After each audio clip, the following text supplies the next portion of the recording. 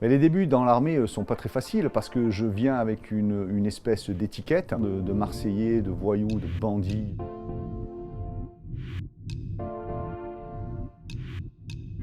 Moi, je suis originaire du sud de la France. Je viens d'un milieu populaire, j'ai vécu en HLM, ce qui ne m'a pas empêché, d'évoluer dans la vie et d'avancer. Voilà, c'est non pas un handicap, mais au contraire, c'est un tremplin pour aller plus vite et faire ce qu'on a envie de faire. J'ai été éduqué avec les bases de la vie, et après, ce qui m'a fait prendre les mauvaises directions, ce sont plus les fréquentations. Mauvaises fréquentations, mais on a le choix, je l'ai fait moi-même, personne ne m'a poussé à le faire. Je vais commettre des bêtises, des petits larcins, des vols de voitures ou autre chose, et je prends pas le bon chemin. Mais sans vraiment le réaliser, puisque c'est une facilité.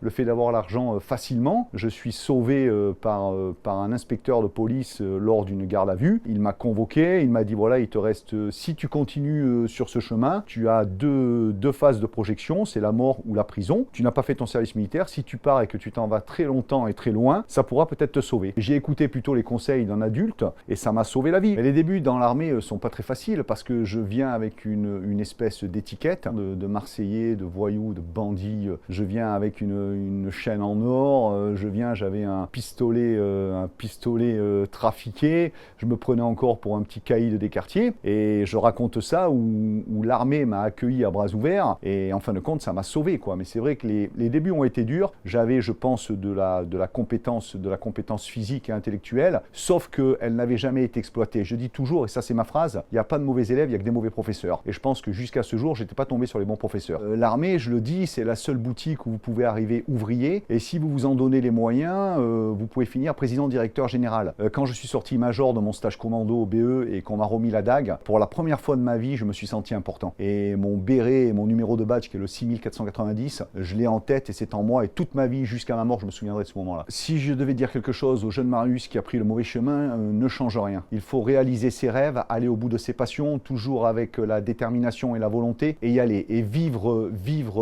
avec une philosophie d'honnêteté et de vérité avec soi-même. Quand je suis parti dans la voyoucratie, que j'avais 17 ans, 18 ans, je faisais toutes les choses à fond. Heureusement qu'on m'a freiné, qu'on m'a stoppé et que j'ai basculé du bon côté de la force. Moi, je me sens enfant de la République. Je crois en mes valeurs, je crois en la République française.